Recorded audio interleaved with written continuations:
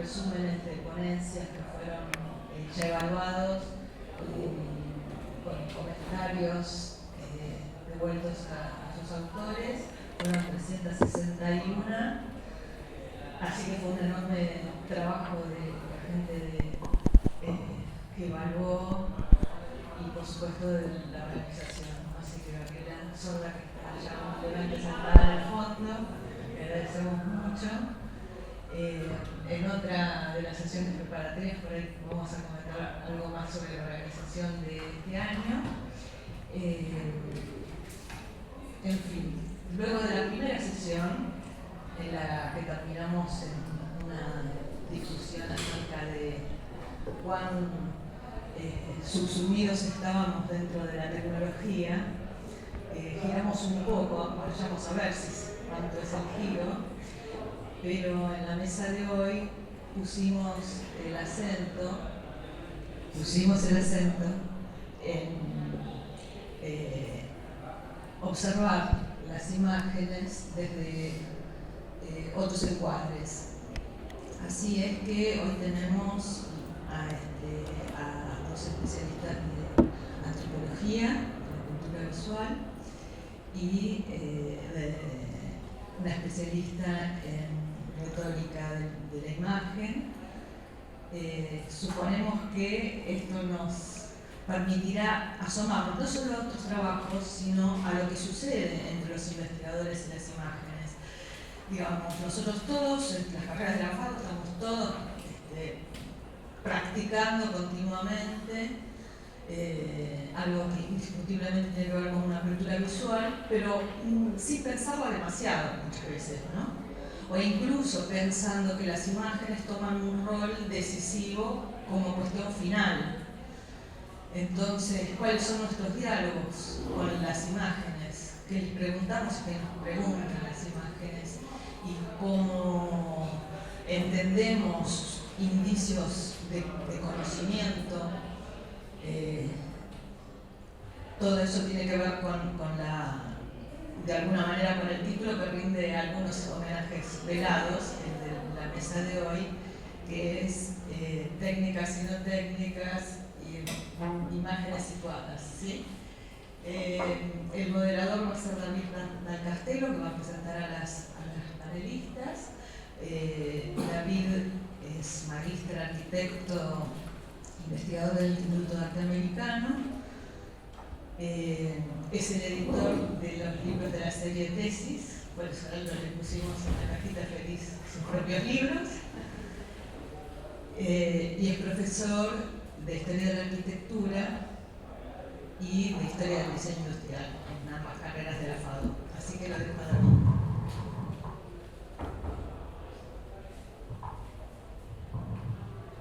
Bueno, buenas tardes. En principio voy a presentar a las expositoras en el orden en el que van a exponer. La idea es que cada una de las expositoras desarrolle su ponencia en 15 minutos. Luego se abre la ronda de preguntas y en realidad, como el sentido, digamos, más la propuesta, la apertura a la propuesta que tiene esta mesa, que es poner en diálogo los trabajos para las presentaciones de las jornadas próximas. En ese sentido, me parece interesante, como cuestión introductoria, la apertura al aspecto de la cuestión de las técnicas y las imágenes y de qué manera esas cuestiones dialogan con los trabajos, no solamente desde los objetos de estudio, sino fundamentalmente orientados a pesquisar el manejo, digamos, o los enfoques teóricos que cada una de las ponentes van a desarrollar y sobre todo las metodologías, que son tal vez aspectos más transversales, más allá de los objetos que se puedan presentar y discutir en las jornadas próximas. Sin intención de extenderme mucho más, voy a presentar en primer lugar a la magíster Marina De Angelis, UBA, Filosofía, orientada a la antropología de la imagen. Marina Gutiérrez de Ángeles es antropóloga, magíster en Historia del Arte por la Universidad de General Sarmiento, docente e investigadora de la carrera de Ciencias Antropológicas y la carrera de Ciencias de la Comunicación de la Universidad de Buenos Aires, donde ha impartido diferentes asignaturas y seminarios de grado y posgrado referidos al estudio de la imagen. Es codirectora del área de Antropología Visual, directora del grupo de investigación IRUDI, Estudios de la Imagen. En diálogo con Marina, en dupla, va a estar trabajando Paula Bruno, también UBA, Filosofía, Antropología de la Imagen de la Cultura Visual, es licenciada y profesora en Artes por la Universidad de Buenos Aires. Desde el año 2015 participa en el equipo de la cátedra del área de la Antropología Visual de la Universidad de Buenos Aires a través de los proyectos de investigación, así como el dictado de asignaturas de Antropología de la Cultura Visual en la Facultad de Filosofías y Letras. Actualmente cursa el doctorado en Teoría e Historia de las Artes en la UBA y la maestría en Curaduría en Artes Visuales de la Universidad de 3 de Febrero. Su campo de investigación se orienta a los dispositivos de proyección óptica, las imágenes técnicas y las vistas urbanas. Por último, la doctora Mabel Amanda López, de esta casa de estudio, que es doctora en diseño por la Facultad de Arquitectura, Diseño y Urbanismo, licenciada y profesora en Letras por la UBA, profesora adjunta en Comunicación, Diseño Gráfico, FADU-UBA. Codirige el programa de investigación Color, Luz y Semiótica Visual en la misma institución y dirige la investigación retórica de la violencia gráfica infantil, UBA y Universidad UNAM. Investigación interdisciplinaria entre psicología social y semiótica visual, y con la doctora María Ledesma ha publicado Comunicación para Diseñadores en 2009 y también Retóricas del Diseño Social en 2018. No sé si quedó algo por mencionar en alguno de los casos. Bueno, siendo así, entonces le dejo la palabra a Marina de Ángeles.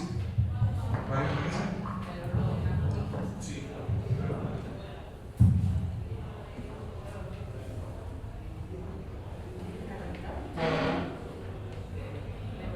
Quiero usar esto. No sé. Es lo que debe ser. Hay una manera de dejar algo de no, que no puedo.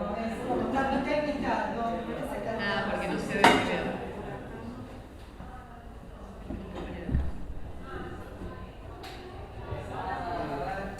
Ahí está mejor. Bueno, muchas gracias por la invitación. Vamos a trabajar un poco en dupla con Paula, por parte del curso de Antropología Visual. Mi propuesta nace también un poco del trabajo que yo hice referido a cartografía durante el siglo XVII, y la propuesta que quiero hacerles hoy es pensar una especie de genealogía, en realidad, tanto de cierto tipo de perspectiva, que vamos a llamar perspectiva cenital, que va a aparecer no solamente en la cartografía, sino a partir del uso de ciertos instrumentos ópticos a partir del siglo XVII, para llegar a pensar al día de hoy qué pasa con una especie de transposición figural de esta fórmula visual en un dispositivo que conocemos todos, que es el de Google Street View, pero que podríamos extender a otros dispositivos o a otra producción de imágenes que son también técnicas, y no solamente eso, como por ejemplo lo que puede ser tratado como las vistas de los drones, o las cámaras de seguridad o el reconocimiento facial. Entonces les voy a proponer algo que tiene que ver un poco con una forma también de trabajar y una metodología, un marco teórico particular, que es aquel que se nuclea en lo que se llama la Wissenschaft, con la ciencia de la imagen, particularmente en Alemania, también por supuesto los estudios visuales en el ámbito anglosajón.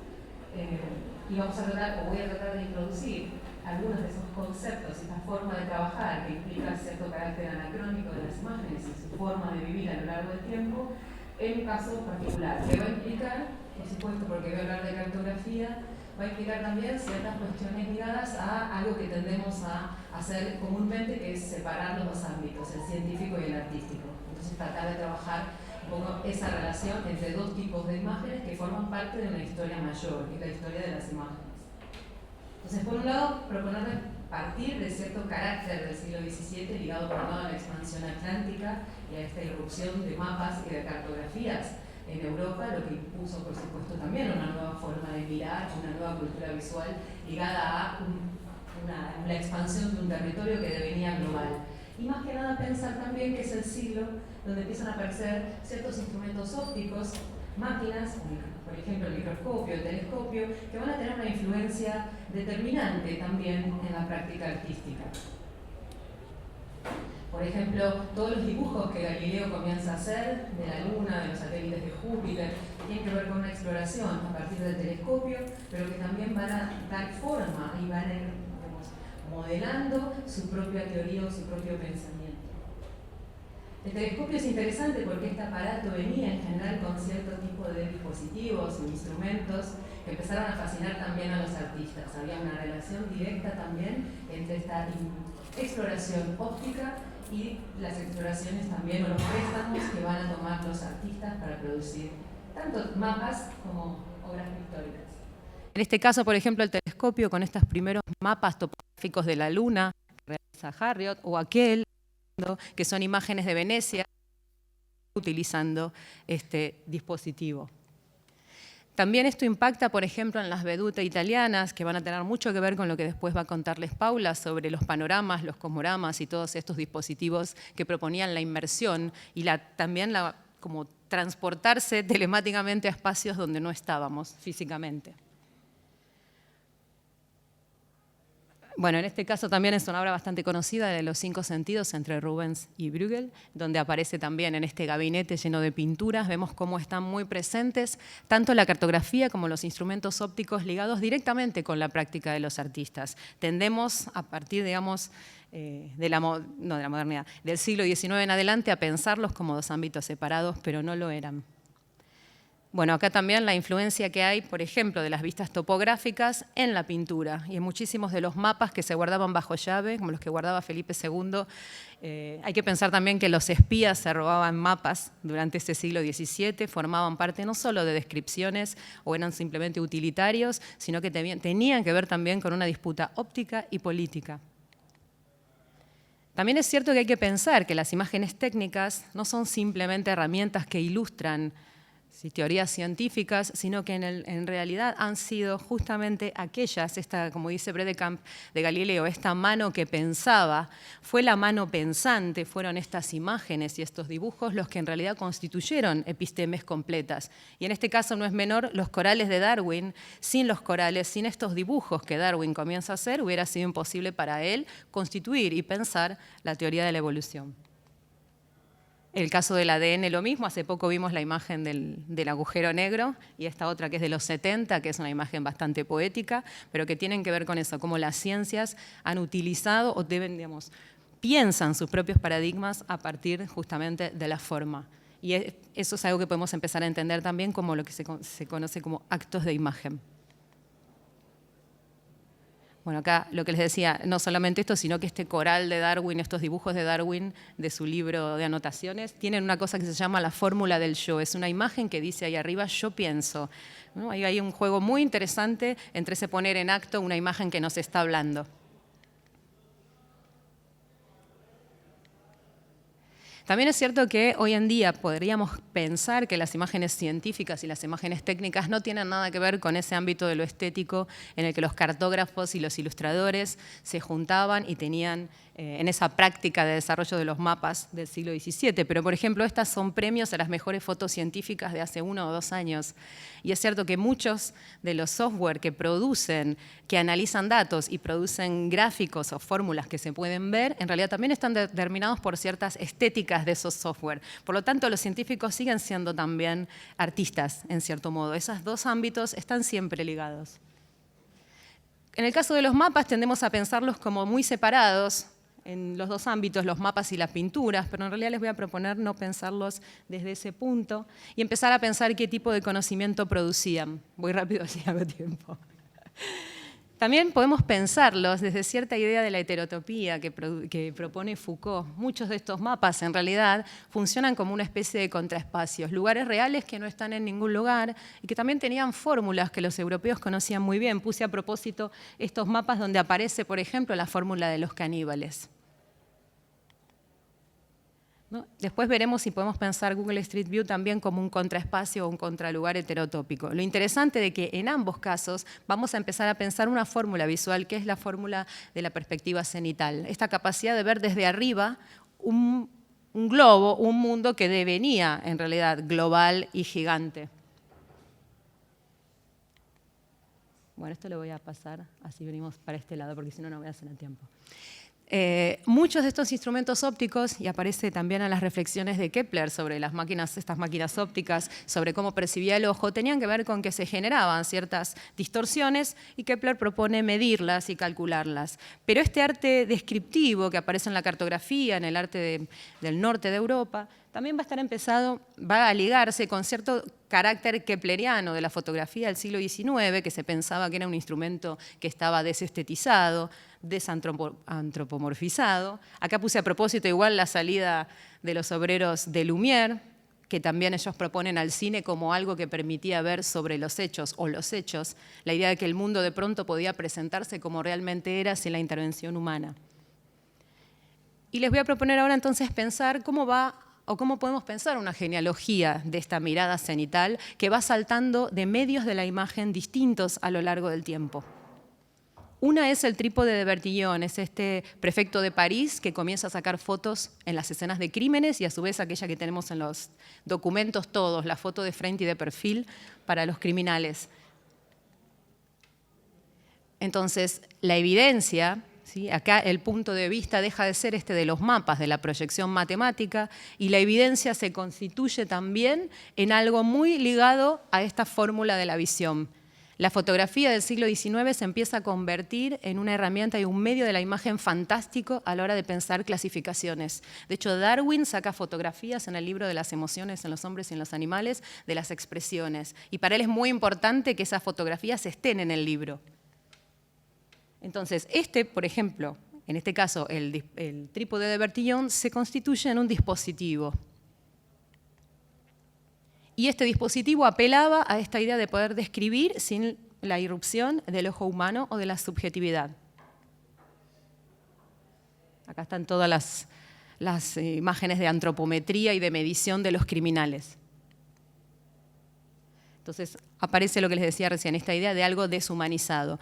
Todo implica que empecemos a pensar que puede conectar a este trípode de Bertillon, no ya tanto al de la cartografía y los mapas, con Google Street View o con la mirada controladora de las cámaras.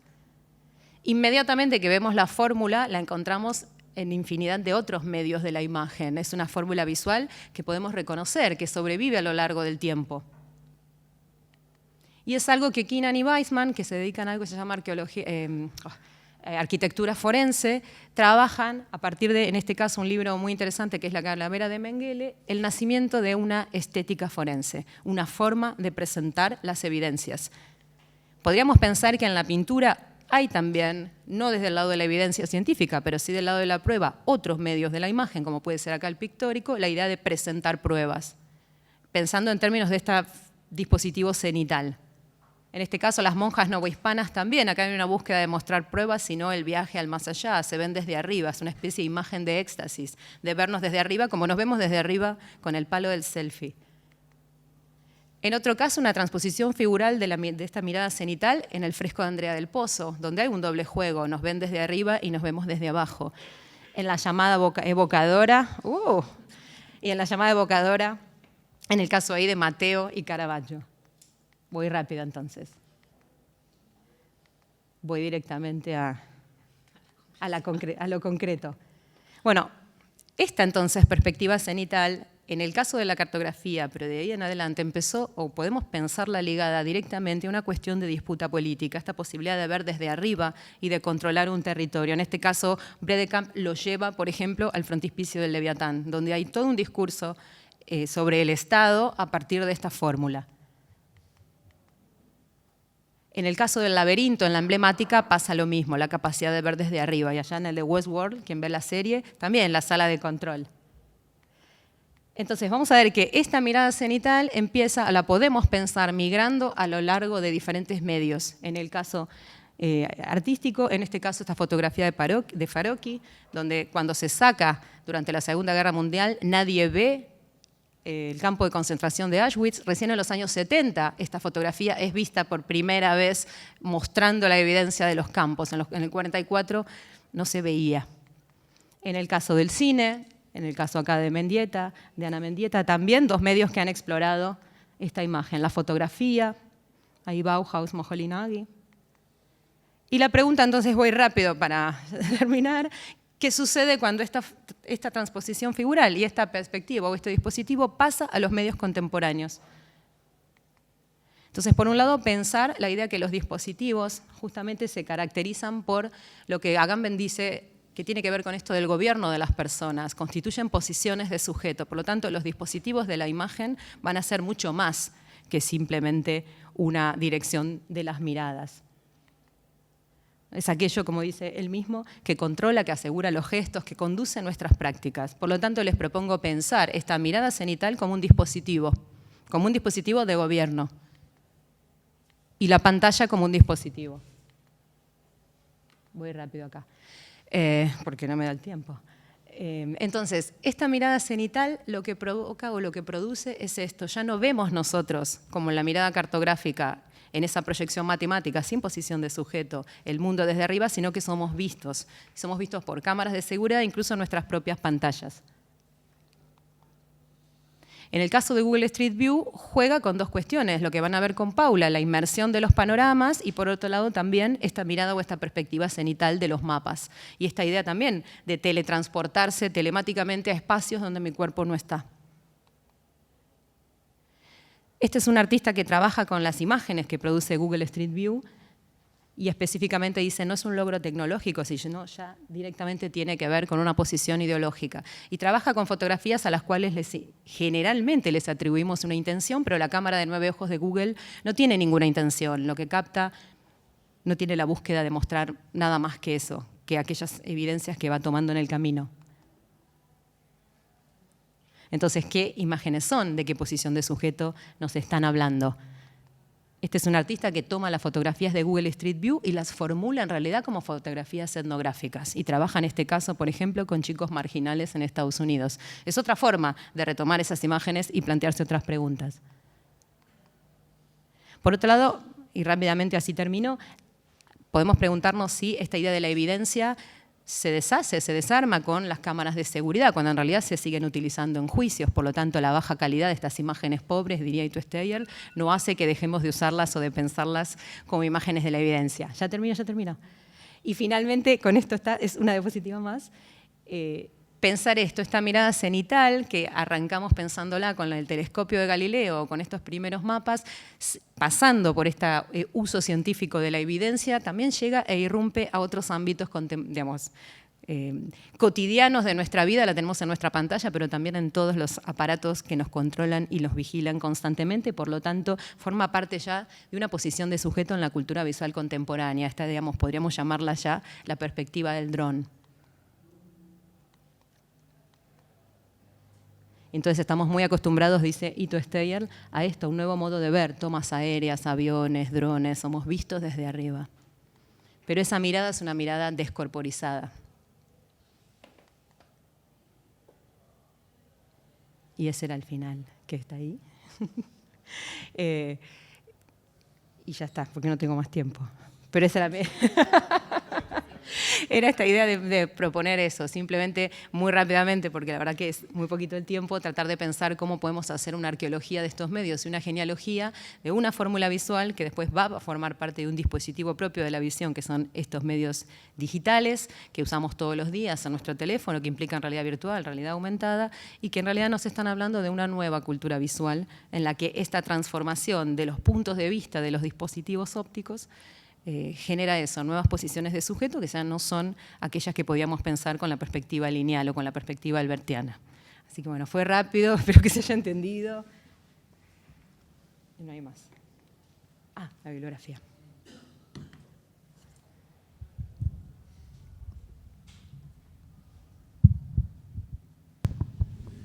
muchas gracias, Marina.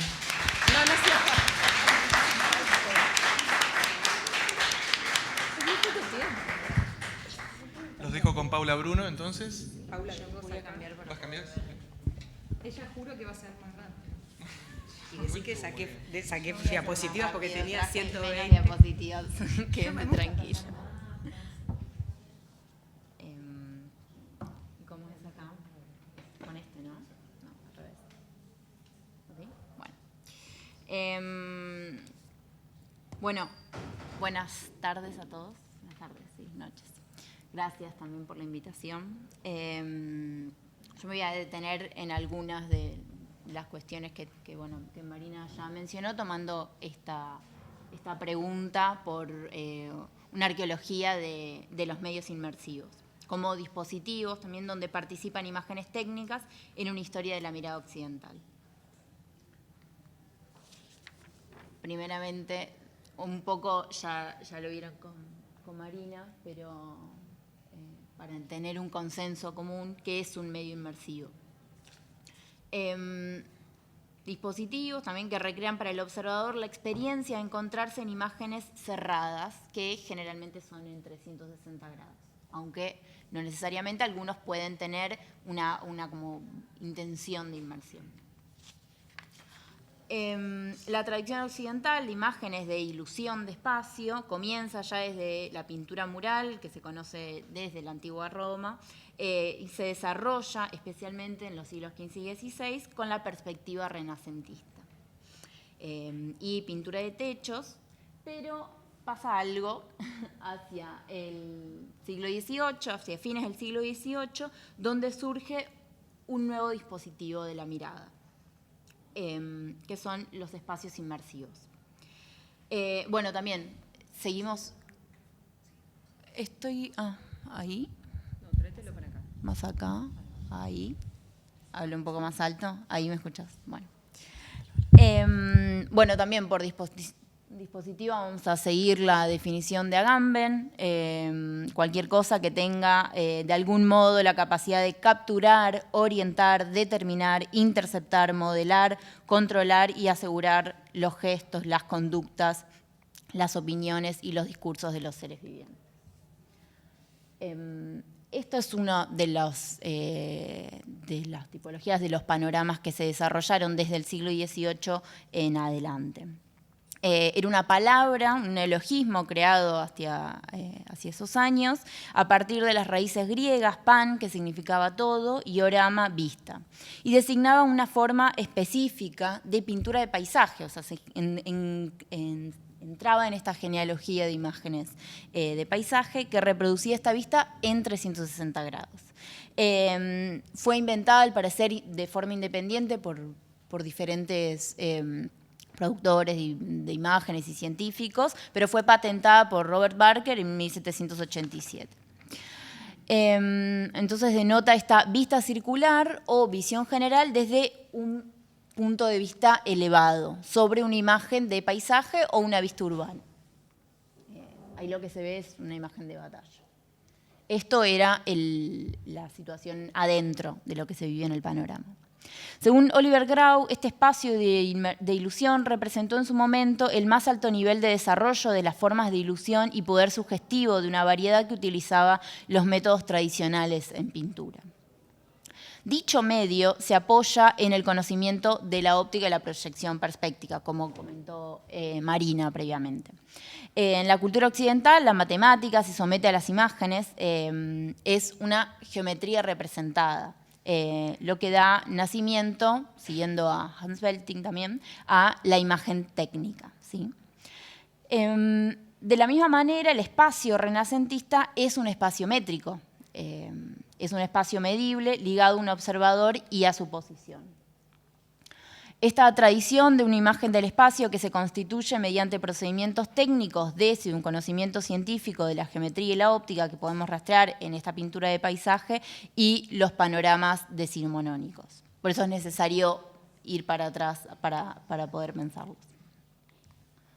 De manera complementaria, también esto lo retomo de lo que comentó Marina, al desarrollo de la perspectiva como técnica cultural, la óptica fue estudiada por los científicos mediante también la cámara oscura, que consistía en una caja completamente cerrada, a excepción de, como ven, un orificio, por donde se colocaba un lente y se proyectaba la luz que venía del exterior, que se proyectaba de manera invertida.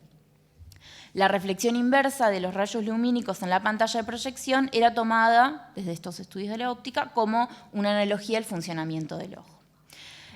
Fue utilizada antiguamente como ayuda para el dibujo, entonces por eso podemos pensarlas como imágenes técnicas.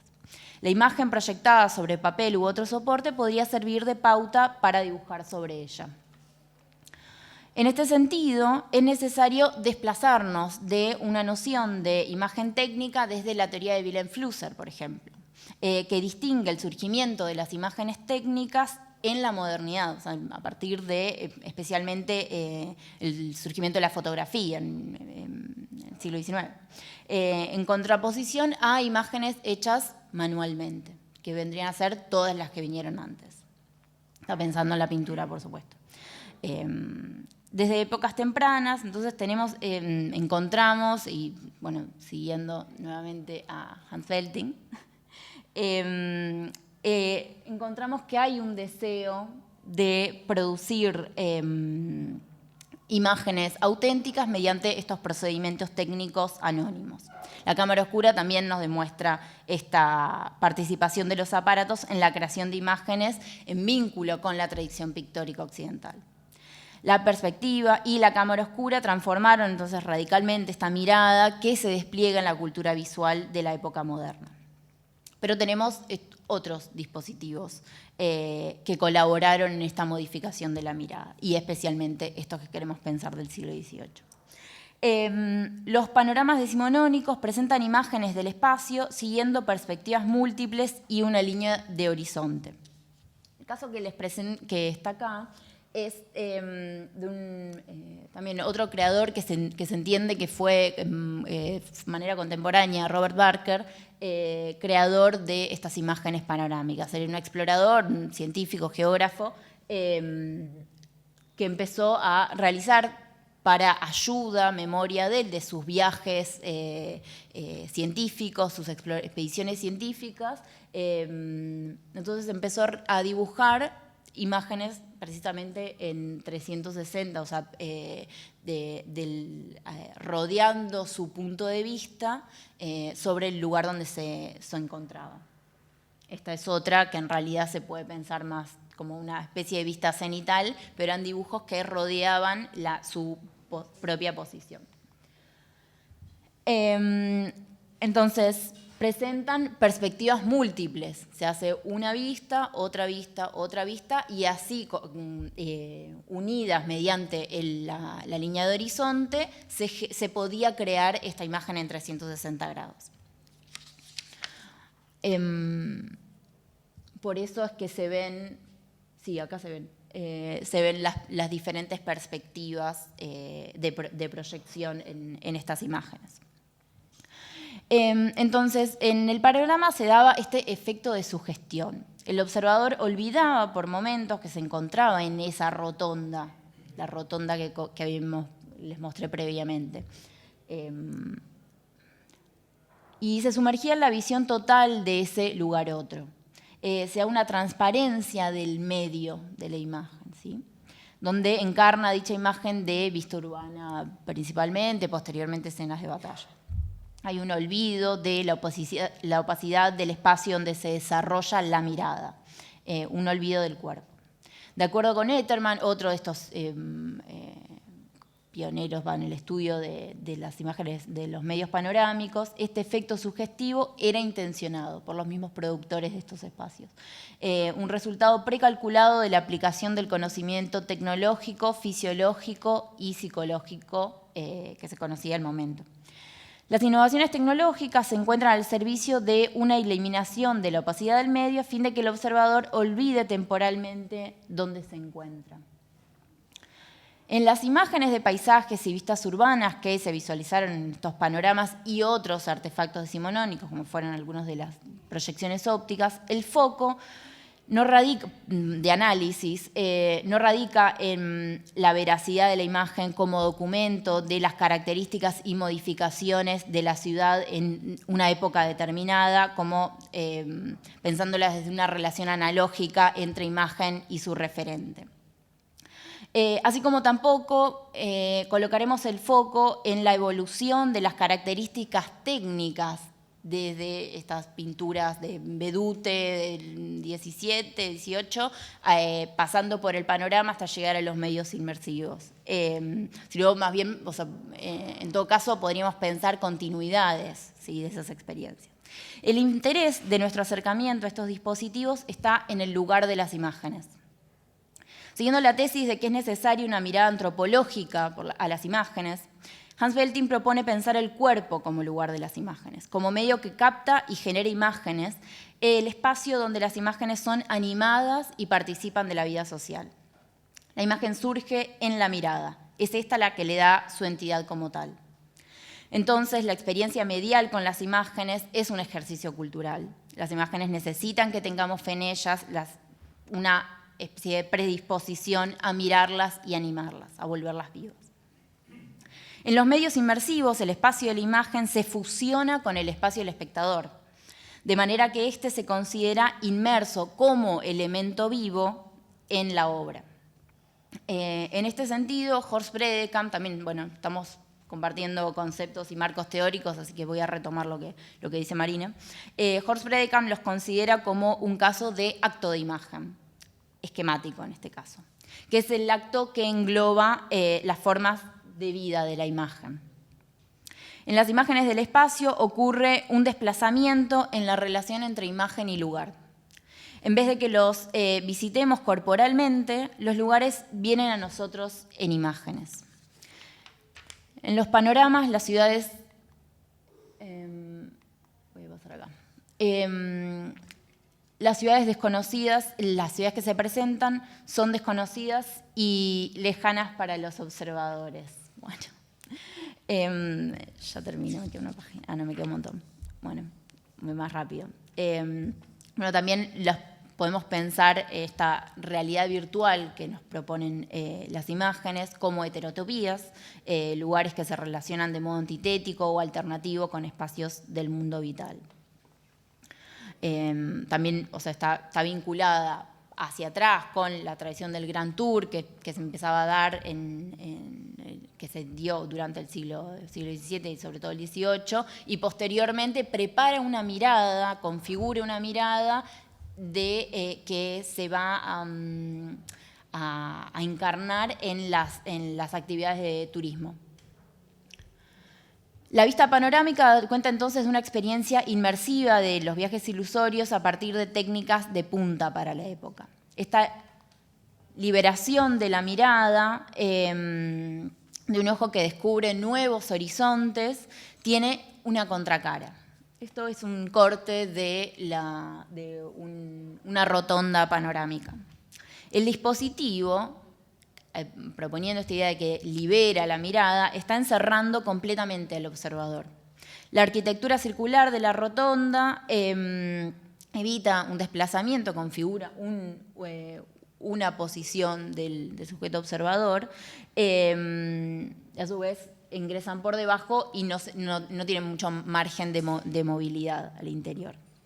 Entonces se los puede pensar como, de forma Foucaultiana, así como la prisión, el panorama se presenta como un complejo de disciplinamiento de los cuerpos según un régimen de visualidad. Pero a diferencia de la prisión, en estos dispositivos se da una inversión del lugar observador-observado. Así como el museo, los panoramas y otros espacios públicos, zoológicos, parques, forman parte en lo que Tony Bennett propone como complejo expositivo.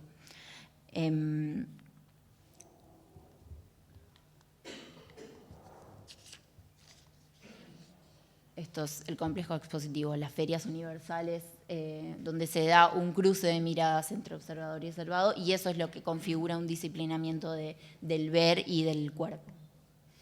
Estos casos de otros ejemplos como tipologías subsidiarias al panorama, no es necesario que se haya presentado una rotonda, incluso si lo pensamos en Buenos Aires, no hubo durante los inicios del siglo XIX espectáculos de panoramas con rotonda, pero sí se dieron otras de estas tipologías subsidiarias. Otros fueron los panoramas de dos lados, que después sobrevivió en el panorama móvil en la Exposición Universal de París del 1900, o espectáculos también móviles que simulaban un viaje en tren, donde se proyectaban vistas de viajes adelante y a los costados donde aparecían estas ventanas. Según lo que pude recabar, en estas proyecciones se dieron imágenes de Buenos Aires. De momento no tengo mucha más información, pero bueno, fueron espectáculos que tuvieron lugar principalmente en 1907, tuvieron su apogeo. Eran tours que tenían lugar en Estados Unidos. Un poco también pensando cómo se configuran los parques de diversiones, no solo con las exposiciones universales, sino con estos espectáculos. Otro medio inmersivo que se da también en el siglo XIX es el georama, que, pues, que tenía como este tipo de aspecto exterior, y también se retoma en el Gran Globo en Londres, en Leicester Square, donde se originó en el 18 el panorama. Otros ejemplos, panoramas, o sea, como también, o sea, es necesario pensarlo desde el lugar de las vistas cenitales acá. Y la supervivencia también desde el lugar de la fotografía de estos dispositivos inmersivos. El fotograma Lumière fue una toma fotográfica que se dio en simultáneo en un mismo espacio, y después se buscó replicar esta vivencia desde otro lugar a través de la fotografía. Entonces no podemos pensar desde la especificidad técnica, pictórica o fotográfica, sino que tenemos que pensar el medio mismo. Bueno, acá les traje algunos ejemplos de otras tipologías, también retomando como la pregunta por las vistas cenitales. Los cicloramas estaban... Se entregaban muchas veces en el contexto de espectáculos panorámicos o vistas panorámicas, donde se recreaba de alguna manera la vista que se había observado. O mismo se compraba en librerías. Entonces, digo, está hablando de todo un marco de vistas de paisaje mucho más amplio. Me fui. Bueno. Voy a ir pasando.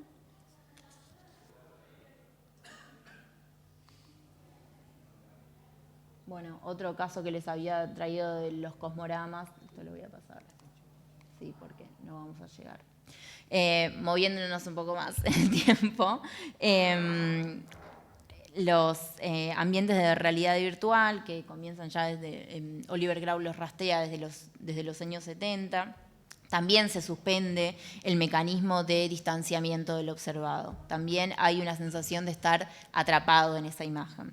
Y otra vez aquí nos encontramos que se trata de una experiencia medial innovadora. O sea, esta pregunta por la tecnología de punta, la última tecnología que tiene que generar esta ilusión de estar en otro espacio. Si no, enseguida se cae esta ilusión. Entonces es la novedad tecnológica lo que habilita este olvido del medio portador para vivir temporalmente en esta fuga del cuerpo. Por otro lado, también está la genealogía de los espacios inmersivos, o sea, realidad virtual con la interacción.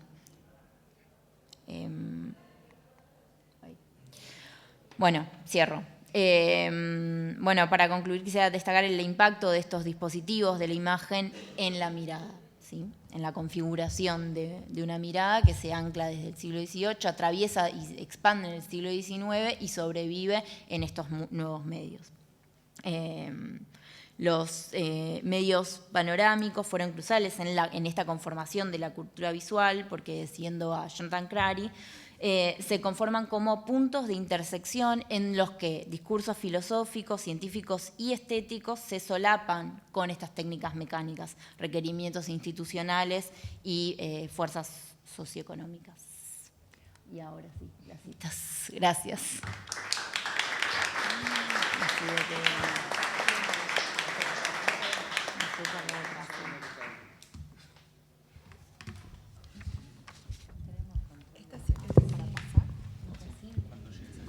Bueno, pasamos con Mabel. Quiero aclarar, somos un poco estrictos con el tiempo. Tenemos un tiempo para entregar la sala. Entonces, está bueno también poder dejar un tiempo para los debates y preguntas posteriores. Seguimos ya con Mabel y cerramos. Me voy a referir a una investigación que tiene que ver con imágenes no técnicas, sino con dibujos infantiles.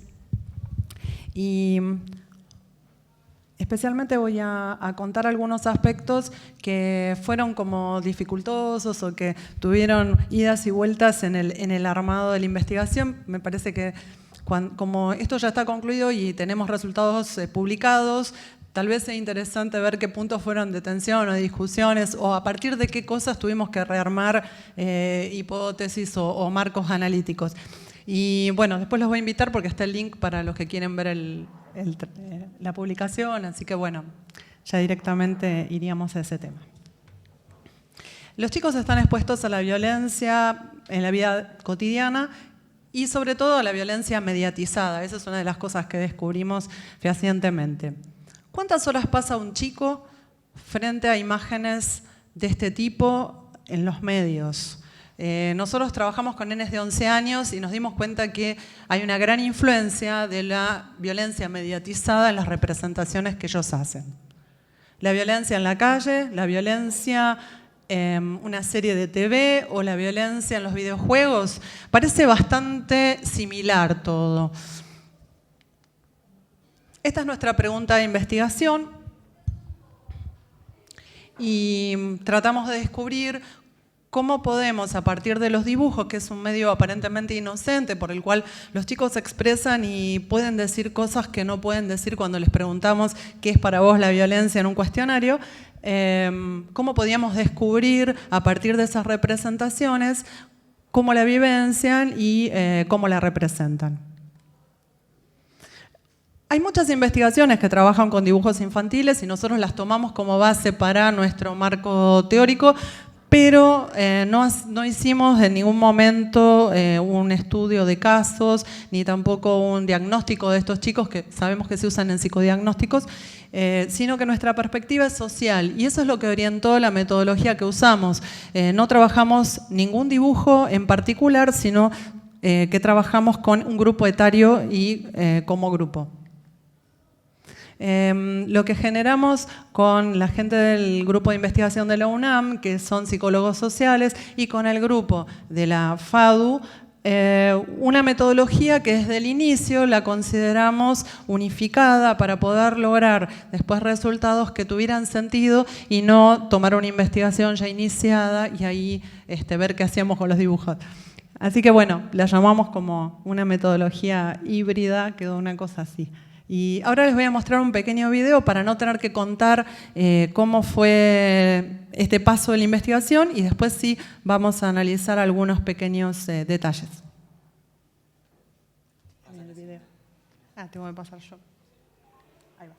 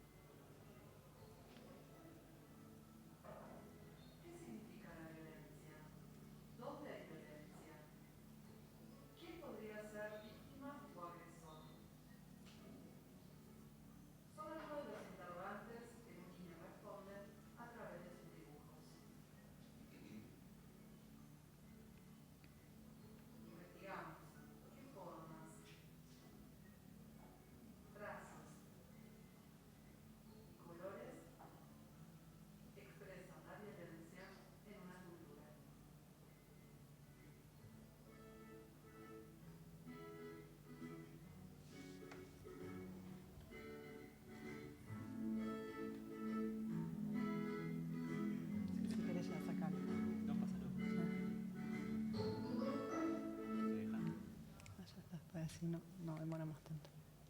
Ahí está, la anterior. Uy, ¿qué pasó? Mover para la derecha.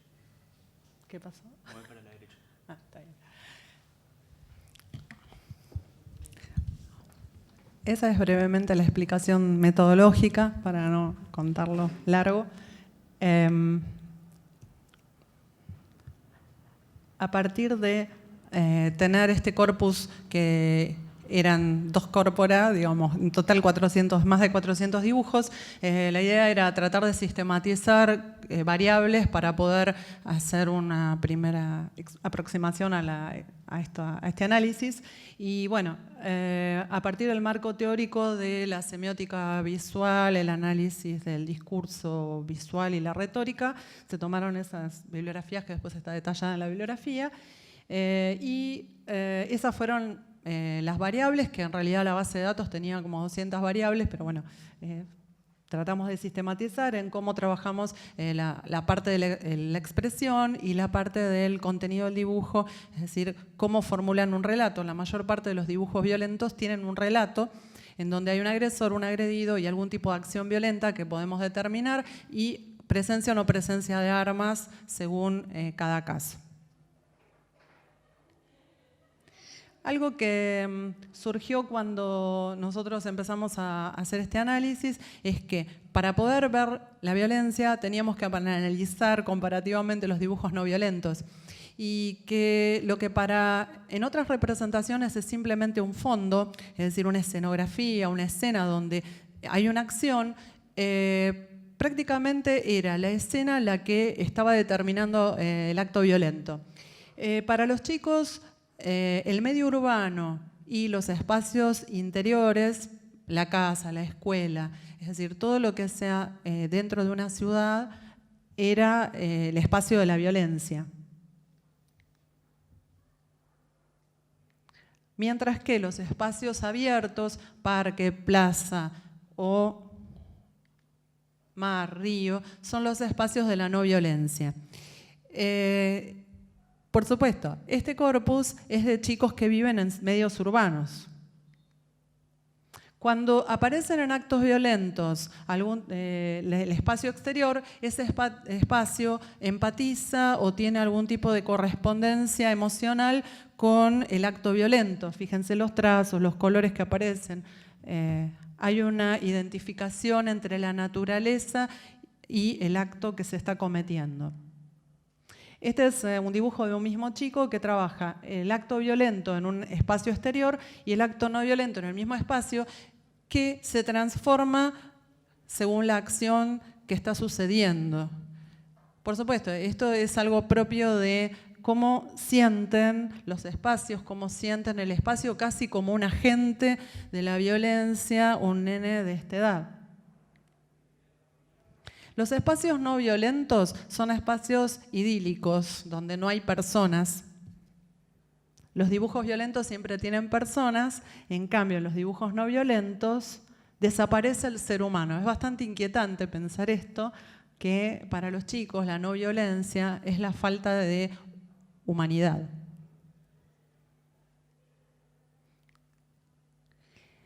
Otra de las cosas que nosotros no íbamos a considerar era una diferencia de género. Simplemente en el cuestionario aparecía nena o varón, pero no lo teníamos en cuenta en un principio y nos dimos cuenta que era fundamental poder trabajarlo, porque para los varones la violencia estaba definida de una manera mucho más limitada que para las nenas. Ningún varón va a dibujar violencia emocional o violencia verbal, mientras que las nenas sí. Por ejemplo, burlas o ese tipo de acciones violentas, mientras que para los varones la violencia es violencia física y con armas.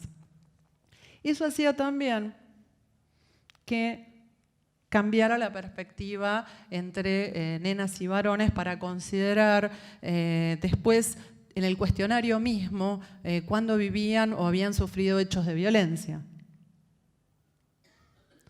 Otra de las cuestiones que viene aparejada con la anterior es que para los varones nunca había un personaje agresor femenino.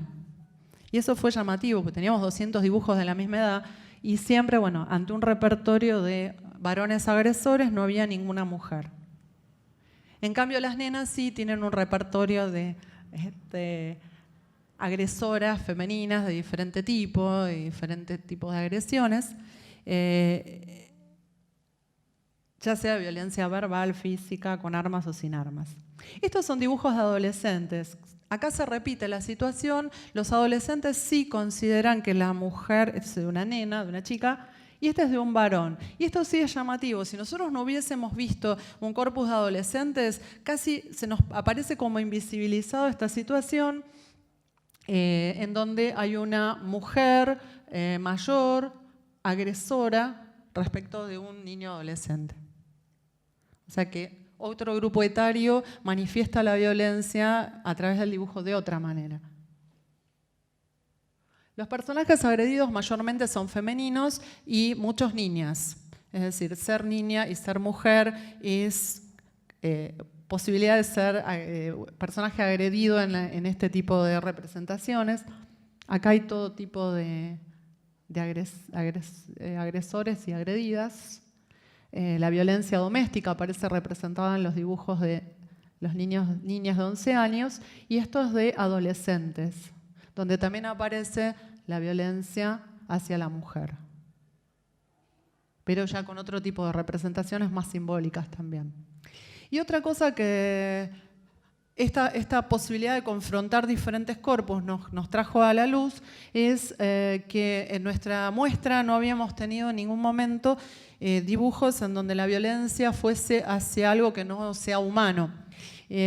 Trabajamos con un pequeño grupo de niños en la ciudad de Oliden, que es un pueblo cerca de La Plata, una población rural, y en ese caso los chicos dibujaban violencia, un bosque talado, o violencia hacia los animales, en donde, bueno, incluso el dibujo de las armas tienen precisiones que no tienen los chicos de la ciudad porque no han visto ese tipo de armas. Vale, hay cosas muy interesantes que hablan de esta relación, de este vínculo entre lo que se vive y lo que se representa.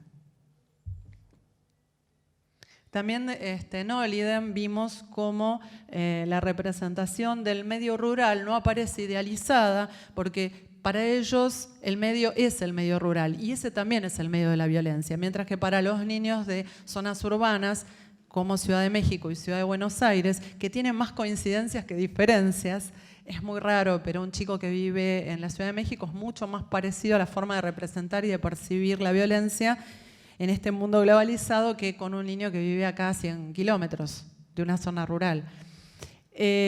Por ejemplo, vemos el ahorcado del árbol, mientras que allá, bueno, el único suicidio que tenemos en todo el corpus se tira de un hotel 5 estrellas. O sea, es bastante diferente. Y otra cosa que dentro de los aspectos formales que surgió como algo que no lo habíamos tenido en cuenta y tuvimos que agregar esta variable es la diferencias que hay en la conformación de la espacialidad en los dibujos violentos y no violentos. Y esto se da en todos los grupos de edad. Los dibujos no violentos tienden a ser más armónicos, más estáticos, más simétricos, mientras que los otros son más desorganizados, más focalizados. Entonces, esta armonía emocional está representada para los chicos en la composición misma. Este es el libro que pudimos organizar en un PDF de acceso libre, así que bueno, esto se puede pasar con todas las conclusiones de esto, con todas las variables que yo no estoy trabajando, porque en realidad lo único que tomé son los elementos que me parecían interesantes para compartir, que se pueden bajar de ese Facebook que tenemos que se llama Violencia Gráfica, donde hay videos, hay un quiz. Están los trabajos que hicimos en los talleres de Tecnópolis con los chicos que trabajamos otras cosas. Y bueno, esta es la bibliografía, así que bueno, los que tienen interés los invito a que vean el libro. Gracias.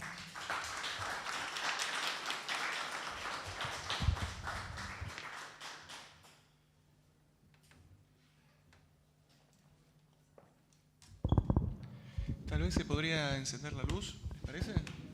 Así. Bien.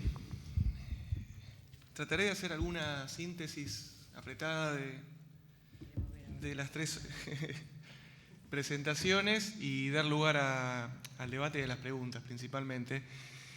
Siguiendo la consigna acerca de las imágenes técnicas, me parece que hay cierto patrón común entre las tres exposiciones que tiene que ver con esta idea de la mirada y del conocimiento a partir de determinadas prótesis de la mirada, precisamente. En el caso, y me parece que se barren claramente tres escalas diferenciadas. Una de ellas tiene que ver con la escala del conocimiento del mundo, los mapas, Street View y demás.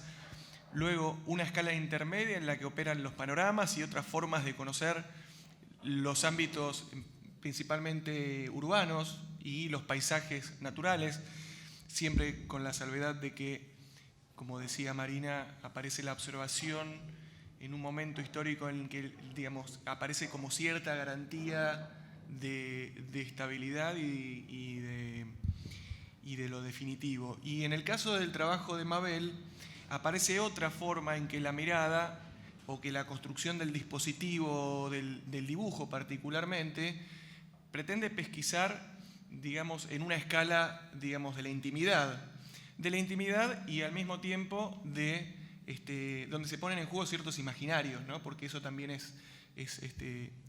me parece que es claro. En ese sentido, siguiendo lo que plantea Manuel Liscano, acá, digamos, aparecería la idea de que aparecen primero los imaginarios antes que las imágenes, ¿no? Digamos, en estas tres escalas de abordaje aparece vinculado con lo que la consigna que nos convoca en torno de la cuestión de la técnica, la discusión acerca del Estatuto de la Verdad, ¿no? Retomo el clásico texto de Foncuberta, cuando habla de fotografía y de verdad, y me parece que, digamos, la cuestión de la fotografía puede excederse porque es aplicable la cuestión de la construcción de otras imágenes como las que se estuvieron viendo en esta mesa, y donde se caen se ponen en crisis algunos criterios de verdad, en principio vinculados con la técnica, que es la cuestión de la racionalidad,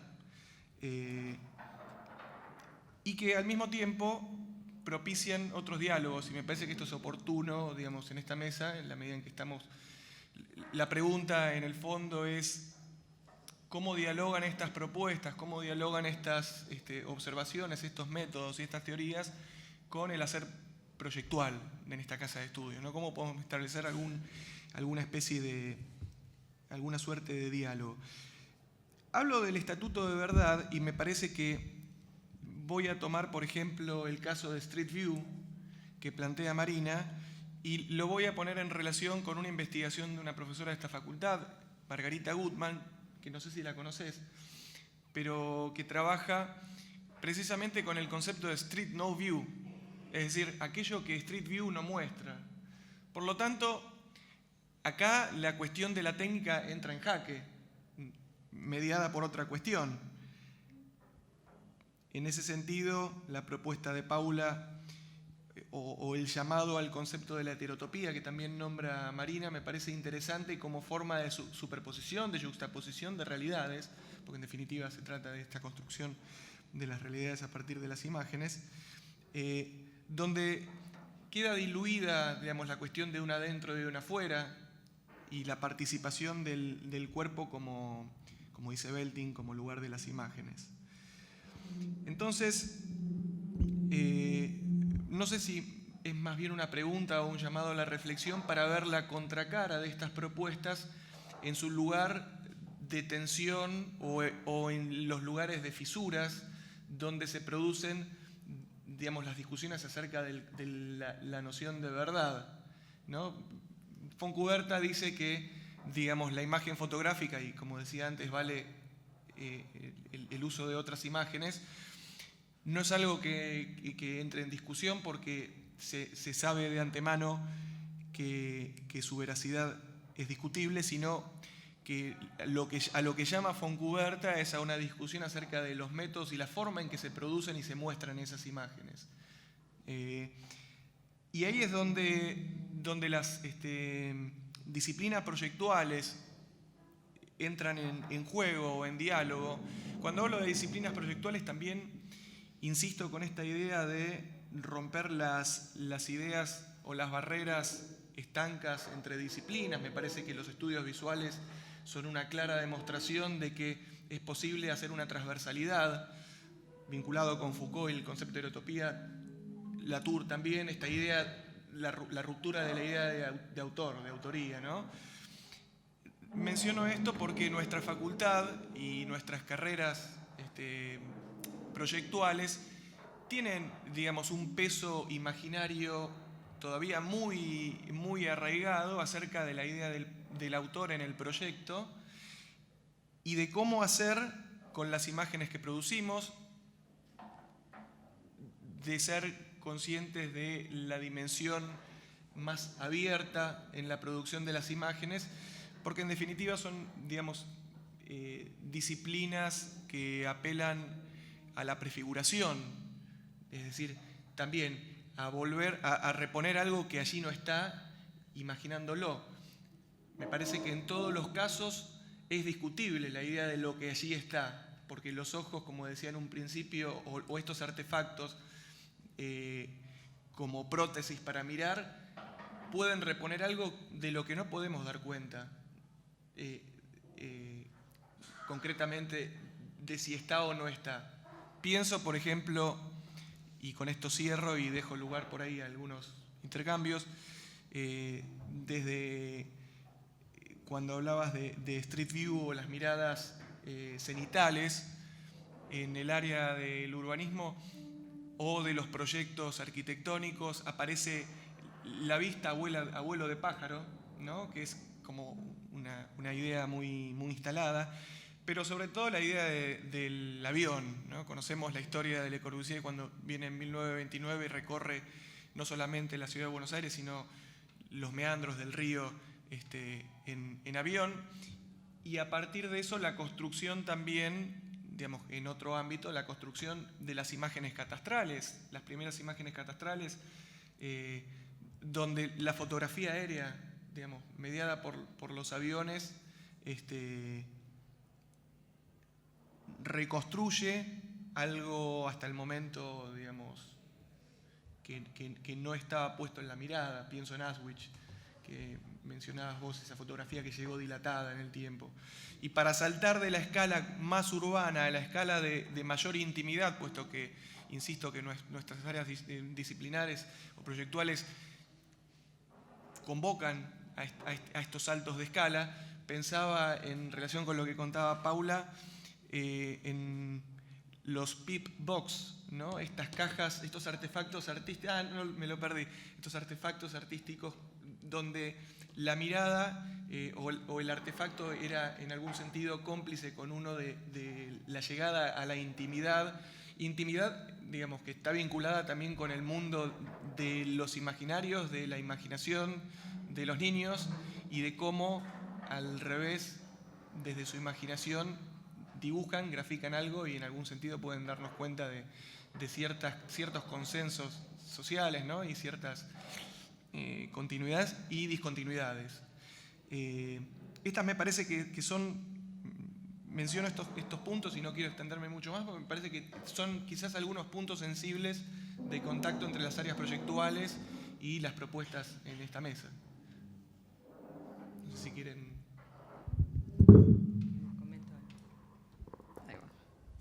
No, en términos del contacto con el área de lo proyectual, por lo menos el marco teórico que nosotras trabajamos está muy ligado a preguntas que son en conjunto.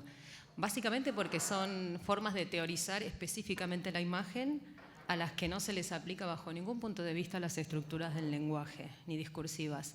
Por lo tanto, hay una pregunta que se interesa constantemente por qué son las imágenes, cómo hacen sentido las imágenes y específicamente en una relación ligada a la percepción, al esquema sensorio-motriz, a la cuestión de pensar las imágenes en ontológicamente, digamos. Y, por ejemplo, en el campo de lo proyectual, nosotras antes mencionábamos constantemente el concepto de acto de imagen. que es de Horst Bredekamp, él trabaja todo el tiempo la idea, por ejemplo, en la arquitectura y en el diseño, respecto de cómo las imágenes efectivamente son agencia, son actos, digamos, tenemos que empezar a pensar en términos de cultura visual, de praxis visual.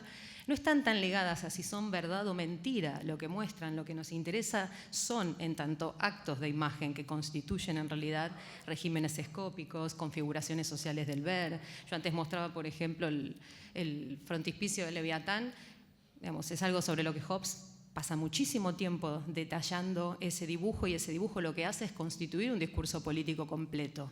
Sí, en general, por ejemplo, toda la política, los espejos de príncipes están partiendo de una discusión que tiene que ver con lo visual o con la visualidad para plantearse el tema de, por ejemplo, si el rey debe ser visto o no visto. Entonces, las imágenes, y Bredekamp específicamente va a partir de la forma misma, tienen absolutamente que ver en la institución de ese orden social. Y en el caso de la proyectualidad es bien interesante pensarlas. Él, por ejemplo, habla del diseño como un sketch act, y tiene un libro que se los recomiendo, que es fantástico, que se llama La mano pensante de Galileo, y también tiene uno sobre Darwin. Entonces trabaja justamente esto, cómo es la mano, cómo es todo este esquema perceptual y sensoriomotor el que les permite dar cuenta de un paradigma científico completo. O sea, él va a partir, o estos autores van a partir de la imagen y esa dimensión de lo visual justamente hacia ese otro lado, a cómo impactan en ese orden visual. Como decía, mencionabas vos esta cuestión también que mostrábamos de la fotografía. Efectivamente, es una cultura visual del 19 la que considera que la fotografía es capaz de mostrar al mundo como es, sin distorsión óptica. Pero lo que nos importa a nosotros, en todo caso, es esa cultura visual en la que a ese medio particular de la imagen se lo considera desde ese lugar. Después, el siglo XX se dedicó a cuestionar, ¿no? Fue como el siglo donde se cuestionó la idea de ficción y verdad. Pero en realidad, si cambiamos el eje de cómo las trabajamos y las pensamos, las imágenes empiezan a adquirir otra potencia y empezamos a trabajar en una cuestión casi, en nuestro caso por lo menos, antropológica. Hay casi una necesidad biológica de pensar en imágenes. Hay un pensamiento visual, hay algo que impacta en todo ese esquema además motriz, en la manera que nos relacionamos con ellas y que pensamos con las imágenes. Desde el momento en que las convertimos en textos o en lenguaje, las imágenes pierden absolutamente toda su dimensión.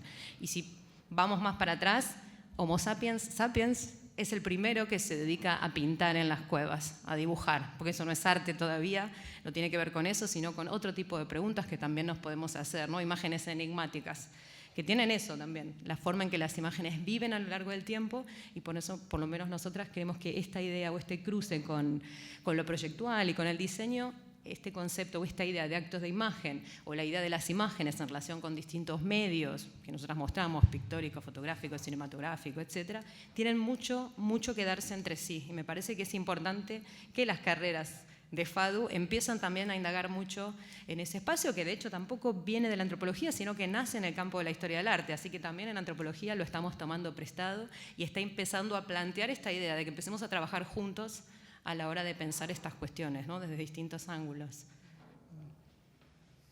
¿Quieres comentar algo?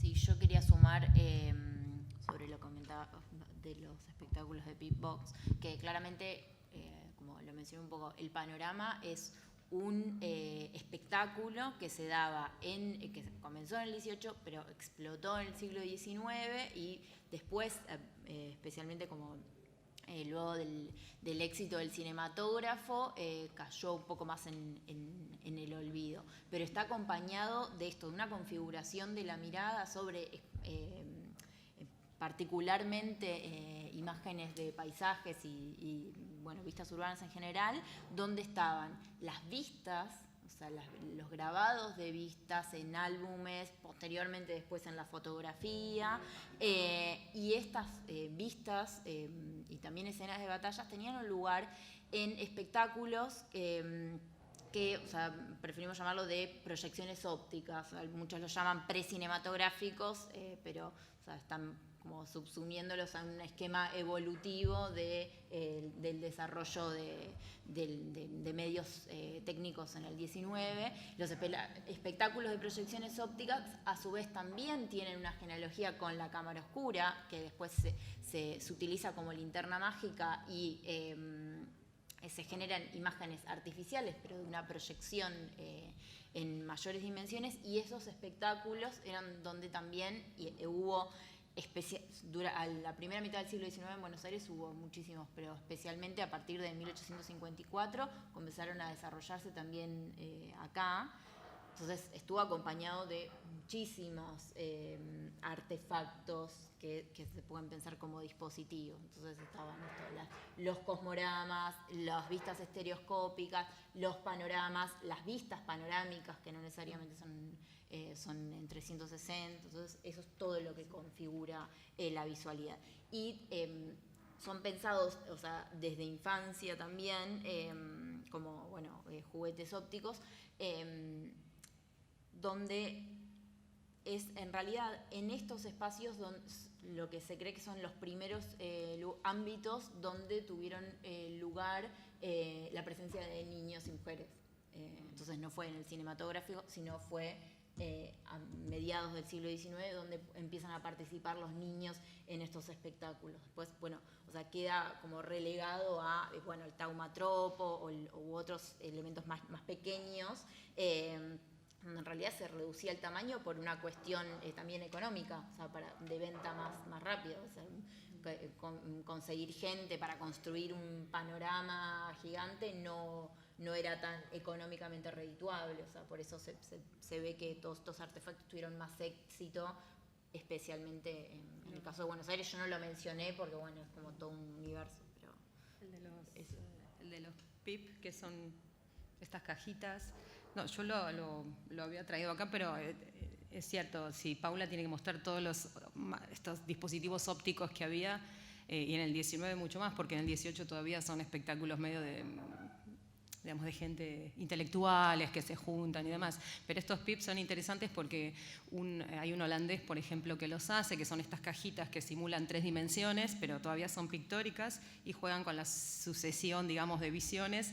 Tiene ahí también un juego interesante porque a partir de lo que dice Kepler, esta idea de, hay distorsión, midámosla, calculémosla, él dice, un pintor o los artistas tienen que tener muy en claro cuál es ese cálculo de esa distorsión, porque lo que hacemos nosotros es engañar a la vista. Entonces hay también un juego ahí del artista como alguien que también conoce todas estas discusiones desde la óptica y el uso de los aparatos. Entonces todas estas eran efectivamente juegos ópticos muy interesantes y muy divertidos, y en la pintura holandesa se ve, pero por completo.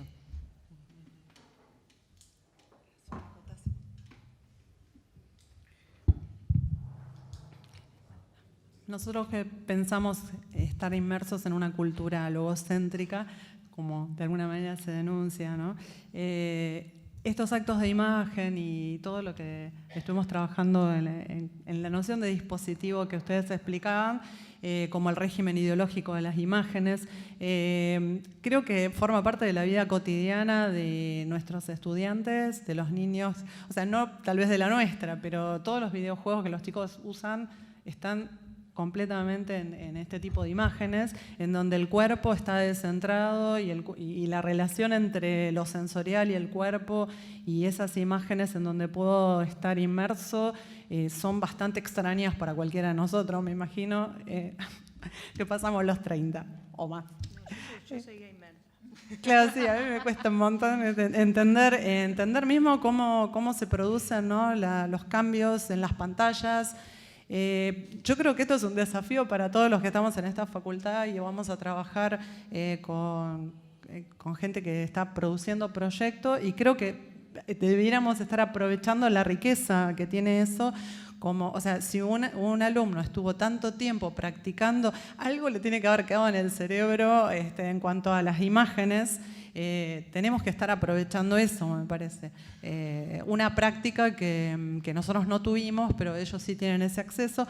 Lo que vi muy poco, por lo menos el corpus que yo tengo relevado, es de cómo esto influye en la representación que hacen los chicos en sus dibujos. O sea que eso no lo veo en una traslación, o sea, vi muy poco tipo creo que hay un par de dibujos que son así como cenitales o perspectivas raras, ¿no? O cosas que no son el dibujo tradicional. O sea, los dibujos son, con los que ustedes vieron, muy parecidos a los que hacíamos nosotros en la escuela. O sea que todavía no lo veo en la representación a esa edad, pero yo creo que sí, que de alguna manera esta exposición que tienen a nuevos dispositivos tiene que cambiar la forma de entender, de percibirse a sí mismos y de percibir la imagen.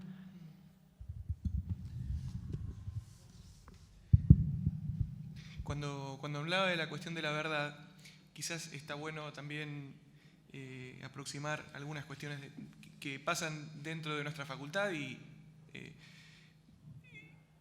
en tanto, y tomo las palabras de Paula, ¿no? En tanto estas imágenes son disciplinadoras del cuerpo, disciplinan los cuerpos, y en tanto nuestras disciplinas son del habitar, para ponerlo, digamos, en una caja grande. A mí particularmente me produce cierta precaución o cierto llamado de atención ante la veracidad que existen en la circulación y en el consumo de imágenes dentro de la facultad, ¿no? Yo recuerdo cuando empezaba la carrera en una materia de proyectual, nos recomendaban ir a ver revistas, ¿no? Entonces, la circulación de imágenes en la mirada de las revistas es una, digamos, circulación o un consumo en ocasiones acrítico, ¿no? Sin este aparato, digamos, crítico que estás proponiendo, que por eso me parece que es oportuna este encuentro. En ese sentido hablo de la cuestión de la verdad y pienso además en las últimas imágenes que utilizabas, donde la ciudad o las ciudades están cubiertas por cámaras de todos los tipos, ¿no? Cámaras que observan, cámaras que sacan fotomultas y demás, que eso también construye un relato de verdad en el que estamos ante el riesgo de caer en aceptarlo sin más. De hecho, una fotomulta, digamos, es un testimonio de verdad que, si por otra parte no está certificada, homologado, demás, entra, digamos, encuentra como una cierta fisura, ¿no? Digamos, esto barre. Pero me parece que, volviendo a la cuestión de cómo los imaginarios intervienen en esta cuestión, me parece que en todos los casos, y sobre todo pensando en el Pip Box y pensando en los dibujos de los niños, más que nada, y en las fantasmagorías, ¿no? Que es otra forma de representación, aparecen cristalizados, o no sé si cristalizados, pero se condensan problemas, digamos, profundamente sociales, miedos, ¿no? La fantasmagoría está vinculada con la cuestión de la muerte, de los fantasmas, del más allá, donde dice, por ejemplo, Geoffrey Gorer dice, bueno, cuando la muerte se vuelve algo tabú a partir de los primeras décadas del siglo XX, aparecen otros modos subrepticios de exposición o de presentación de eso que no se puede suprimir por ningún lado. Bueno, había leído a Freud previamente, desde ya, pero están estos imaginarios operando y circulando y son de difícil dominio, incluso observación. Y acá, digamos, en este edificio corren imaginarios por debajo, que también me parece que el punto del desafío es empezar a ver cuáles son esos imaginarios para capturarlos y poder observarlos críticamente. En ese sentido creo que es, insisto, digamos, interesante esta oportunidad de diálogo, ¿no? No sé si quieren agregar, pero desde ya yo abriría al público las...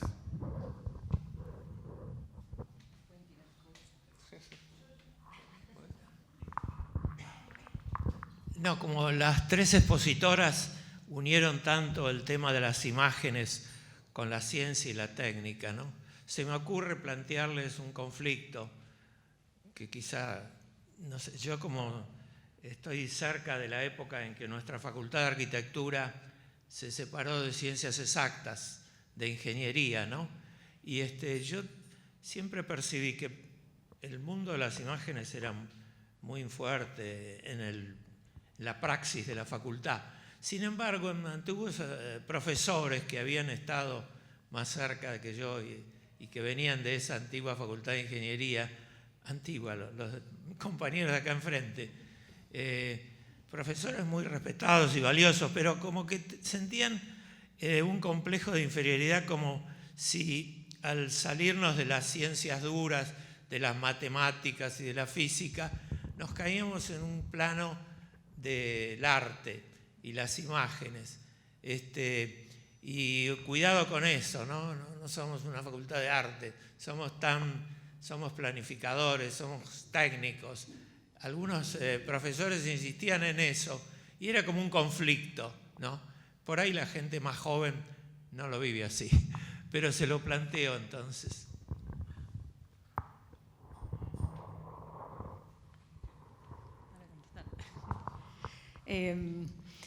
Sí, lo que pasa es que uno puede también pensar que tiene un momento de inicio esa forma de relacionarse en el 19. Sinceramente, la ciencia está fascinada con los medios de la imagen. No, en el campo de la antropología, por lo menos en 1890 y tanto, 1880 y pico, los primeros antropólogos se llaman las cámaras pesadísimas, con las que no tenían ni siquiera sonido, se llaman fotografía. Darwin también está fascinado, digamos, hay un uso de esos medios de la imagen y la imagen tiene un lugar potente. A lo largo del siglo XX se empieza a dar una cuestión mucho más logocéntrica y empieza a separarse también la idea de que la ciencia es una cosa y el arte otra, que yo antes comentaba. Hay un teórico también del campo de la ciencia de la imagen que se dedica, por ejemplo, a la matemática y a las ciencias naturales, a las imágenes, ¿no?, ligadas a eso. Y él dice, hoy en día la mayoría de teorías, por ejemplo, en el campo de la física o de la matemática, de cosas que ni siquiera tienen una existencia real que podemos ver, utilizan una serie de procedimientos o de software para poder visualizar esos datos, esa información. Según la marca de programa que me compro, vienen con una especie de estética propia. Entonces dice, todo el tiempo en realidad los científicos contemporáneos de las ciencias súper duras están poniendo en imágenes o están buscando poner y pensar esas propias teorías a partir de la imagen, echando mano de lo que podríamos denominar, que no es una palabra a lo mejor feliz, de ciertas cuestiones estéticas, ¿no? Que yo antes mostraba, hay varios premios de la mejor foto científica del año, y si uno las mira, son fotos que tranquilamente podemos ligar con la tradición pictórica, con ciertas formas también de la representación naturalista del siglo XIX. Entonces, son campos que hay que volver a unir, y la idea también de que el campo artístico no es una forma de conocimiento. Por eso también, por ejemplo, los mapas del siglo XVII, que hoy no consideraríamos cartográficos o científicos, presentan un montón de cuestiones bien interesantes, ¿no? Estas iluminaciones, ilustraciones que se hacían, los atlas que se compraban y uno podía viajar por el mundo, y esos mapas, por más que fueran proyecciones Mercator, que también constituían cierta relación desproporcionada entre los continentes, ¿no? Hay una geopolítica de los mapas Mercator que se puede pensar también. Entonces, nunca las imágenes técnicas se pueden pensar fuera de la historia de las imágenes, y nunca las imágenes artísticas se pueden pensar fuera de la producción de conocimiento, porque de hecho producían conocimiento. Si uno ve los mapas que se guardaba Felipe II bajo llave, son realmente una porquería, parecen dibujos así nomás. Y eso era información de primera mano, era información fundamental, lo mismo que, no sé, todos los tratados de ingeniería militar, todo el pensamiento respecto de las fortificaciones, cómo va influyendo. Entonces, sí, lo que pasa entre FADO e ingeniería, o lo que pasa con esta cuestión de seguir pensando en términos de ciencias duras o ciencias blandas, o aquellas que están más ligadas a ciertas prácticas estéticas, tiene fecha de nacimiento, ¿no? Que uno puede hacer hay que volver a tratar de pensarlas en conjunto, ¿no? Y hacer estos préstamos que de hecho existen, simplemente que no los aceptamos.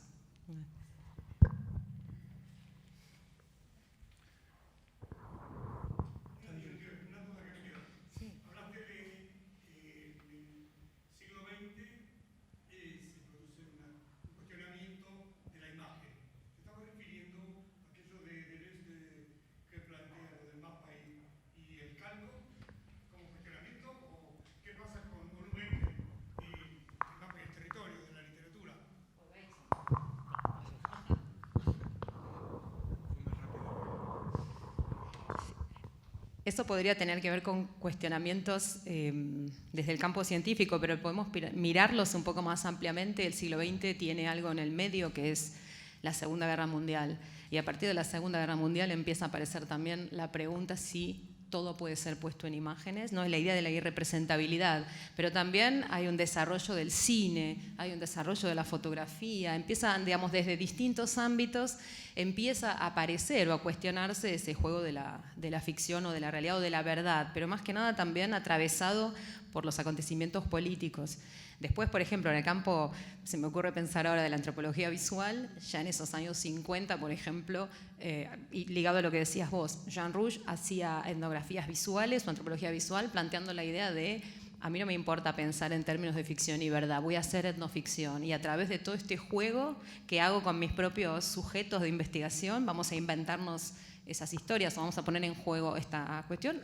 Rompe por completo esa idea, pero es parte, digamos, en el caso de él, por ejemplo, utilizando el humor como una forma de conocer. Entonces, es parte de toda una discusión que tiene el siglo XX con ese problema. En el campo, por ejemplo, de antropología, que decías territorio y mapa, digamos, Bateson es el que plantea esa idea, ¿no? Quienes se pueden acercar, que es casi asintóticamente el acercamiento, nadie puede acercarse al territorio. Y también está en discusión con las teorías de si conocemos el mundo, si le proyectamos nosotros esa forma, si el mundo nos proyecta sobre nosotros, las teorías cognitivas, la psicología alemana de ese principio de siglo. Además, hay toda una pregunta de la filosofía de la vida por cómo conocemos qué es lo real y qué es bien propia del siglo XX.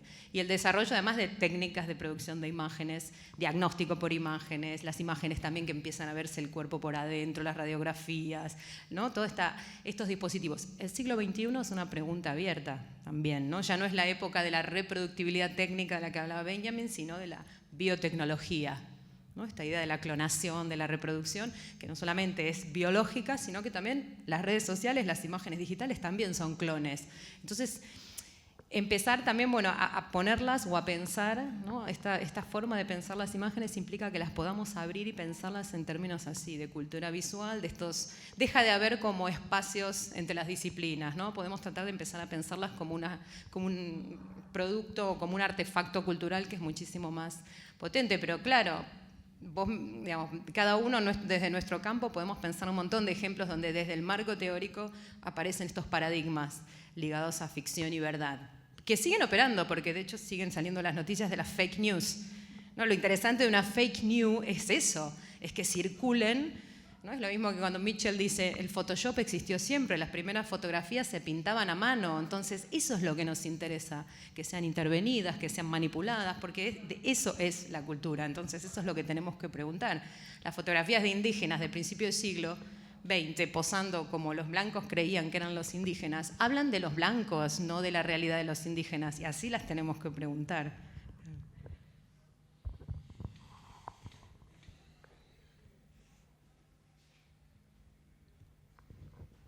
¿Alguna?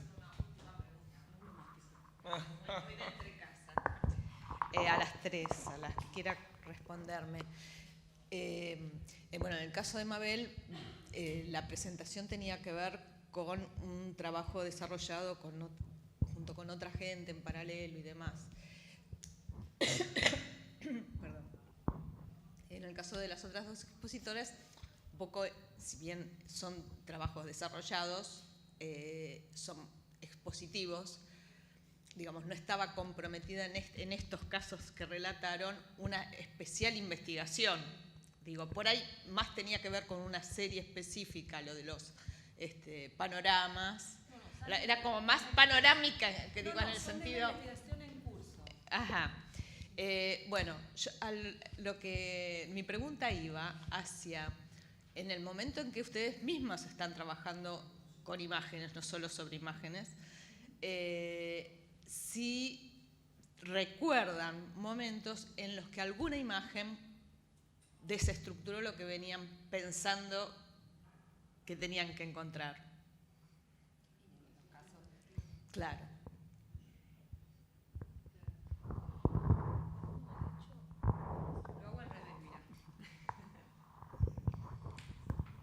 De hecho, siempre partimos de las imágenes, porque nuestra pregunta es por las imágenes, no tenemos como una hipótesis anterior. Entonces trabajamos un poco también como los atlas barburianos. Tenemos todas las imágenes y empezamos a pensar en esa constancia. En el caso de Paula, es su tesis doctoral, la que tiene que ver con panoramas. En mi caso es la cartografía, y yo trabajo cuestiones con la cartografía en Buenos Aires colonial.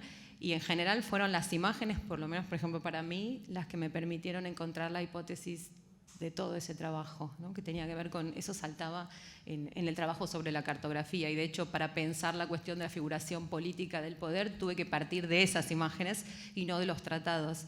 Entonces es una metodología que parte de las imágenes, de los medios donde esas imágenes van saltando, y que en todo momento no se aleja desde ese lugar, es la forma lo que nos importa, son las cosas, las prácticas que producen y que generan. Entonces, siempre estos trabajos están atravesados por esa metodología. En este caso, bueno, son cosas como cortitas que proponemos pensar, pero en general siempre estamos trabajando esta forma anacrónica.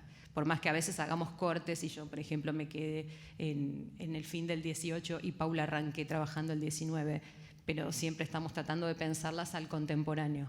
Entonces, sí, a veces hay imágenes que nos rompen por completo, entonces se están dando cuenta de que hay síntomas que están ahí que tenemos que empezar a rastrear. No sé, Paula.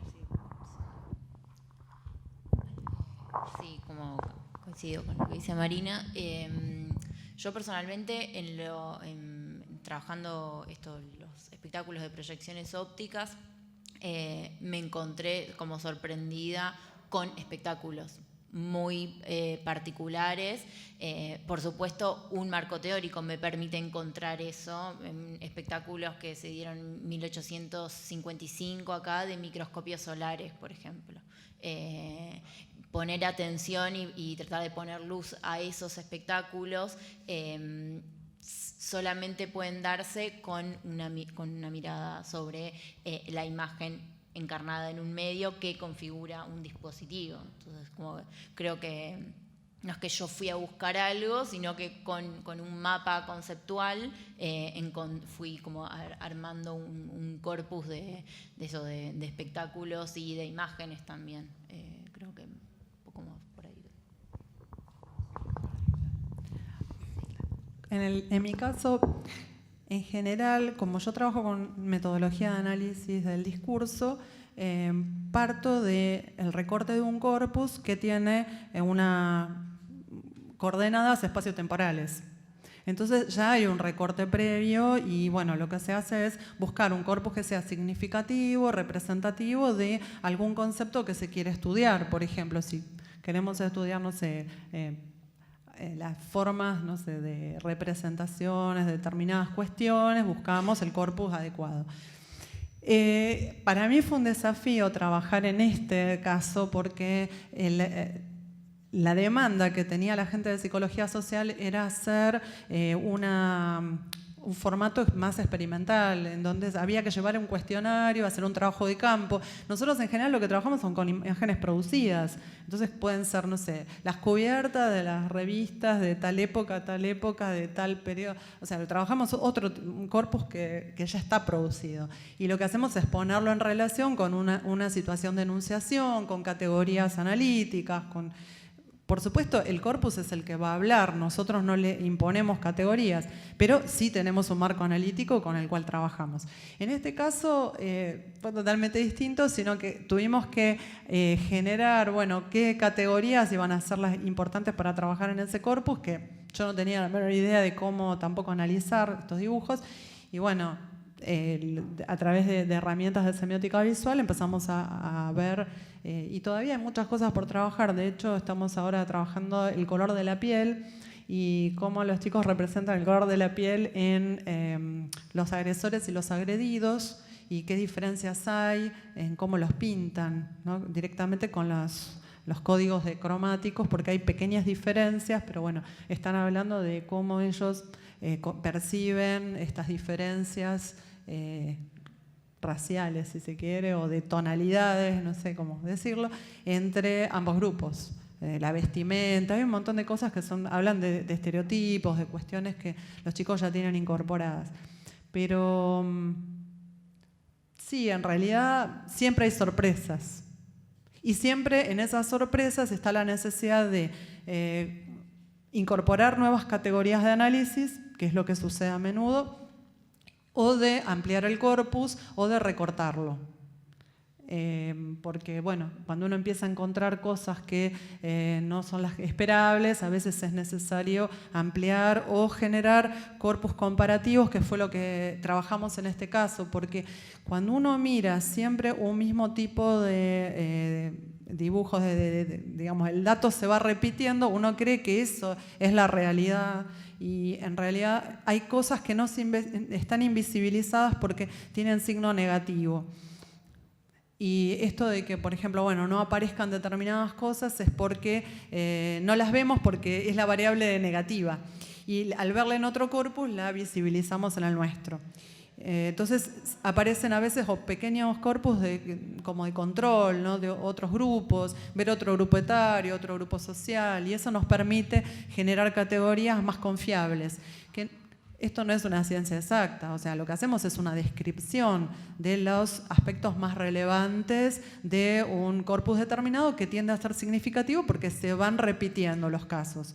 Entonces, bueno, lo que se hace es una estadística, por supuesto, siempre relativa, de una descripción de los casos.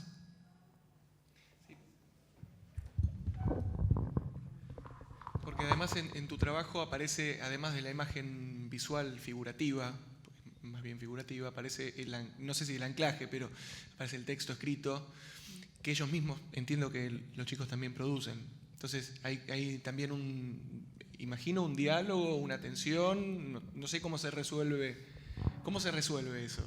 Se resolvió de muy mala manera, porque fue bastante difícil trabajar con los textos escritos de los chicos y en realidad la producción de imágenes fue mucho más interesante que la producción del dibujo. No sabemos bien si fue por cómo se tomó el cuestionario, la muestra, o porque era muy difícil el trabajo. Sí, tal vez en otro grupo de edad es más interesante el relato, pero en esa edad era más interesante el dibujo. Te agrego algo, una tontería, pero es interesante pensar que es muy diferente mostrar que decir. Entonces la imagen siempre juega con eso.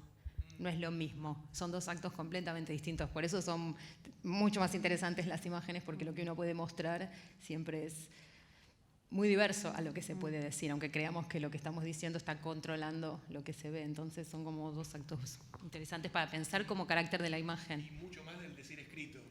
Escribir. Piensen cuando chatean, no es lo mismo escribir, me sentí de tal forma, me sentí así, mandas un GIF.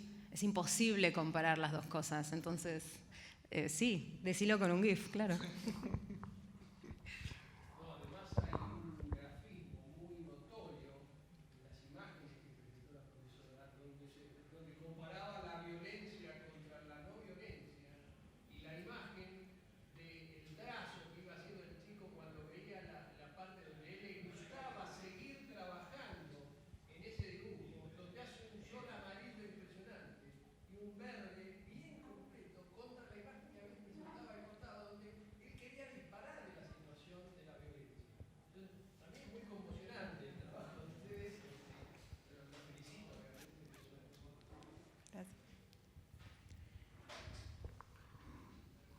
Son las 8, tenemos deadline.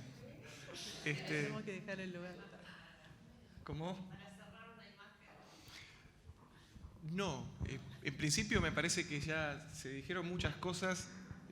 No quisiera clausurar como la discusión, me parece que quedaron circulando algunas cuestiones, me parece que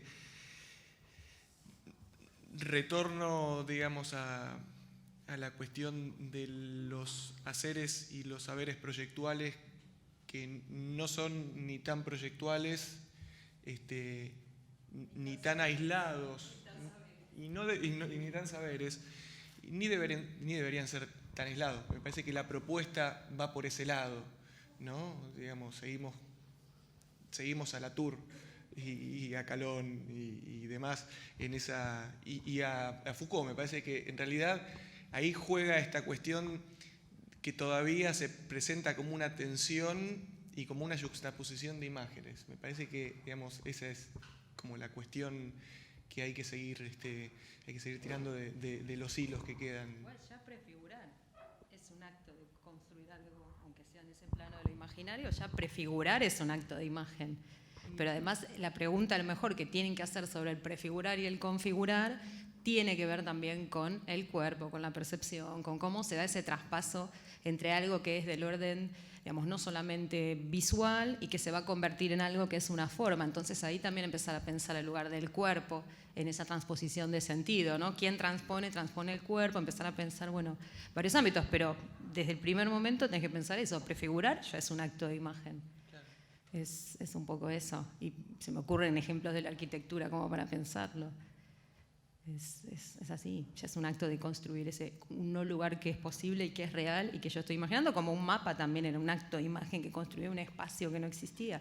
Entonces, por eso digo, también como los marcos teóricos ayudan también a cambiar por completo esa discusión. Sé que en la cuestión proyectual, prefigurar y configurar es de donde tenés que partir siempre, ¿no? Ahora pienso en la Bauhaus, por ejemplo.